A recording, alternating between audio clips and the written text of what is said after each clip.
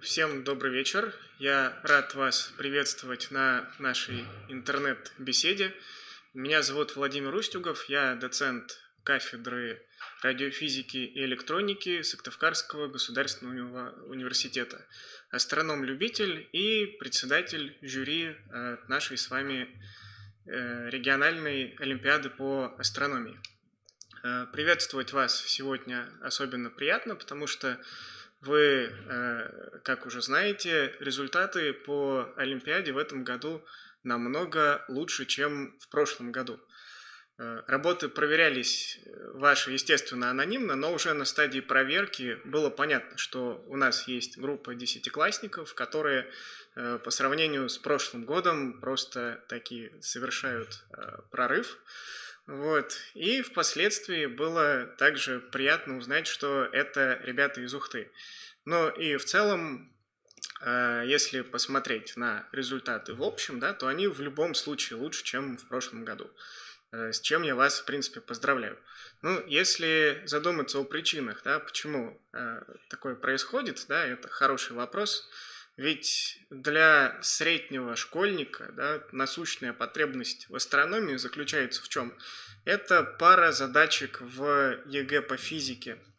Вот. Причем задачи там обычно тривиальные, то есть это либо однократное применение формулы Поксона, скажем, да, или таблица соответствий. Ну вот, кто видел, тот знает, да, надо в таблице сопоставить, скажем, название звезды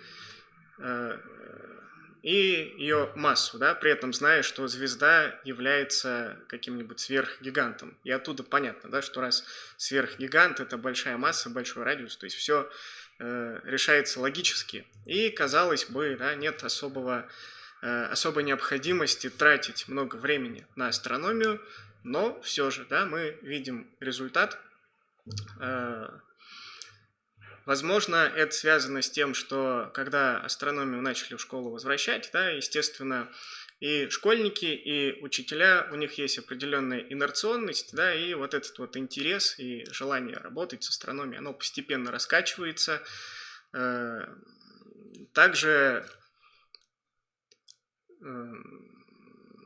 в разных городах, да, открываются астрономические классы. Вот мы в прошлом году, год назад, в Академии юных талантов в Коми проводили небольшой курс по астрономии, достаточно живенько он прошел, даже с практикой под открытым небом. Ну, кроме того, в интернете сейчас работает большое количество преподавателей, которые на школьном и на студенческом уровне рассказывают лекции по астрономии. Это такие преподаватели, как Владимир Сурдин или Сергей Попов, да, всем рекомендую. То есть все вот это вот постепенно подстегивает интерес общества к астрономии, и, может быть, через пару-тройку лет мы увидим астрономию, ну, если не мейнстримным направлением, то, по крайней мере, каким-нибудь более-менее живым потоком с большим количеством людей. Вот. Ну, независимо от всего, да, лично мне кажется, что изучать астрономию в школе – это достаточно благодатное дело, и участвовать в Олимпиаде по астрономии тоже, да. Почему? Потому что, во-первых, это просто интересно, да? Далее это актуально. Вы все знаете, что в 2020 году Нобелевскую премию по физике, например, дали астрофизикам в очередной раз, что говорит о том, что астрономия – это на мировом уровне мейнстримная вообще-то наука. Вот. Если говорить о российских реалиях, да, то в целом, конечно же, наука у нас сейчас находится в достаточно тяжелом положении, однако астрофизики, да, у нас есть недавно запущенный рабочий эксперимент, это спектр РГ, есть необработанные данные с тех экспериментов, которые уже завершились, то есть если вы решите пойти, да, по вот этой вот дороге в науку астрономию, то даже в России вам будет чем заняться. Если говорить про Олимпиаду, да, то почему это полезно? Во-первых, это гораздо меньшая конкуренция, чем, например, на той же самой физике. Да. У вас вас было всего 22 человека, да, мы проверяли 22 работы, тогда как по физике, я участвую еще как член жюри по физике, только в 10 классе я проверял 15 работ, да, то есть гораздо больше людей. Далее на астрономии, на Олимпиаде обычно намного проще задачи по структуре. Вот. Вам не требуются какие-то сложные творческие, интеллектуальные движения и построения для того, чтобы решить задачу на Олимпиаде по астрономии, как правило. Ну, яркий пример здесь – это задача 6, которую дали всем классам одновременно, где нужно было просто, зная координаты звезд, расставить их на графике на миллиметровой бумаге. Да? И просто за расположение правильной вот этих вот точек по известным координатам можно было получить, ну, как минимум половину баллов. То есть задачи структурно намного проще. Вот. И что мне лично импонирует, это то, что задачи на астрономии, как правило, естественные, то есть они имеют отношение к каким-то реальным объектам. По сравнению с физикой, например, да, на Олимпиаде по физике часто требуют найти какие-нибудь свойства каких-то абстрактных гипотетических систем. Вот в этом году 11 класса, например, точечный источник света в кубе из диэлектрического материала, да? Или какие-то сложные конструкции из шарниров, стержней, колечек и тому подобное. Да? То есть это искусственные такие штуки, с которыми достаточно сложно работать, да, и как бы выразить эту мысль правильнее, да, они неестественные, то есть видно, что это все гипотезы и так далее. В нашем же случае, да, практически все задачи, ну, кроме задачи про перенос части атмосферы на Луну, да, они так или иначе про какие-то реальные объекты. Теперь, по результатам проверки работ хочется пожелать вам обратить внимание в будущие годы, ну и вообще по жизни, да, на следующие вещи. Во-первых, для того, чтобы успешно решить задачи по астрономии, требуется учить определения. Структурно эти задачи, как я сказал, простые, но там встречаются такие определения, которые вы не можете вытащить, например, из общего знания физики. Например, это разные вещи, определения, связанные с временами, то есть тропический год и так далее, да, позиционный угол и много-много других. Да. Если вы не знаете определения, то задачи решить возможности, как правило, нет, но хорошая новость в том, что этих определений не очень много, и вполне можно 10-15 штук потянуть, да, для успешного выступления. Особенность по сравнению с физикой – это то, что в астрономии требуется знать некоторые эмпирические факты. Ну, например, вы использовали в задачах размер человеческого зрачка 6 мм, да?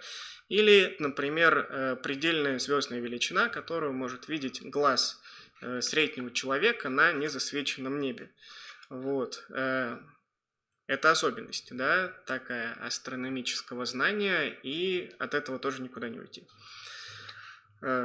Важный очень момент, много раз мне встретился, да, необходимо проверять ваши работы, ну, если по-простому, ваши ответы на глупость, да. Что это означает? Это означает то, что мне попалось несколько просто комических таких вот ответов, ну, например, один человек, указывая орбиту астероида, насколько я помню, да, указал эту орбиту как 10 в минус 5 степени километра, да, то есть 1 сантиметр. Может ли быть орбита астероида 1 сантиметр? Да? Или, допустим, звездная величина плюс 200. То есть смотрите внимательно, да, проверяйте, тестируйте свои ответы на адекватность. Если у вас получаются очень большие числа или очень маленькие числа. Ну, вообще астрономия, конечно, такая наука, где могут возникнуть очень большие числа, но даже в этом случае, да, даже несмотря на это, надо всегда тестировать ваши ответы на такую вот элементарную адекватность. Вот. Или очень красивый пример, мне понравился, человек посчитал радиус небесной сферы. Вот, это очень красивый такой, красивый курьез, можно сказать. Ну, вообще, да, разборы, точнее, ваши работы, да, отсканированные, проверенные мной, они загружены уже в личные кабинеты, насколько я знаю. А сами решения задач от организаторов, они завтра с утра появятся на сайте Криро, вы сможете с ними ознакомиться, и завтра в течение рабочего дня мы будем принимать и рассматривать апелляции. Поэтому, если будут какие-то вопросы, пожелания, то пишите, мы все это рассмотрим и на вопросы ответим. Вот. Далее очень важный момент – это аккуратность оформления. Вот. Неоднократно встречается такое, что в беловике все подчеркано. Да? Разбираться крайне бывает сложно. Непонятный почерк, да, в ваших интересах, чтобы члены жюри могли разобраться, особенно в формулах. Да, в формулах у нас встречаются индексы или показатели степеней. Да, все это желательно писать крупно и разборчиво. Вот. Очень часто лично мне не хватало при проверке объяснений. Сплошной поток формул, ответ правильный, неправильный, неважно, но как человек до этого добрался, вводя какие-то свои обозначения буквенные, непонятно. Поэтому чем больше объяснений вы напишете, тем лучше. Тем более, что ну и чем больше формул напишите, да, но это стандартный такой олимпиадный лайфхак. Дело в том, что в критериях часто организаторы прописывают ставить баллы за приведение какой-нибудь формулы. То есть написали формулу Поксона, получили сразу автоматически 1 балл. Да? Чем больше напишите, тем в среднем будет лучше. Вот. Делайте крупные рисунки.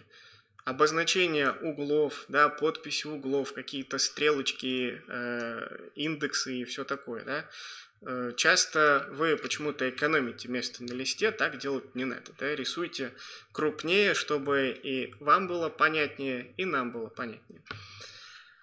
Вот в целом такие пожелания. И подписи на графиках. Кстати говоря, да, вот яркий пример тоже наша 6-я задача, где надо было миллиметровую бумагу, да, превратить в координатную плоскость. Да. Для этого обязательно нужно подписать обе оси, да, вертикальную, горизонтальную, и обязательно обозначить метки на шкале, да, координатные. Иначе смысла никакого в этом графике по сути не будет.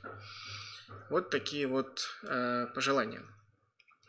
Что касается задач этого года, да, я повторяю, что разбор от организаторов будет завтра на сайте Криро. Что хочется отметить? Да, во-первых, в этом году очень разнообразная тематика. Да, это и звездные скопления, и оптические приборы, и у 11 класса космология, да, там, где надо было постоянно у Хаббла применять астероиды, метеоры, переменные звезды. Это гораздо разнообразнее тематически, чем в прошлом году, насколько я помню. Вот. Далее хочется отметить, что в основном все задачи решаются технично, да, вплоть до того, что вот у 10 класса, по-моему, задача про переменные звезды, светимость пропорциональна квадрату радиуса и 4 степени температуры. Да, вы записываете отношение светимостей, и автоматически из этого получается ответ, да, то есть задача, по сути, буквально в одно действие и одно небольшое рассуждение. Задачи решаются технично, да, надо знать формулы, надо эти формулы уметь записать, вот, и это такой вот секрет успеха на Олимпиаде по астрономии. Также в этом году в задачах, как мне показалось, было меньше физики, чем в прошлом году. Физика здесь только в задаче про плотность звезды, по-моему, у 9 класса, да, там надо было немножко вспомнить термодинамику. А вообще, да, в этом году в Олимпиаде по астрономии было гораздо больше астрономии, чем физики. Но, естественно, астрономия не обходится без геометрии и алгебры.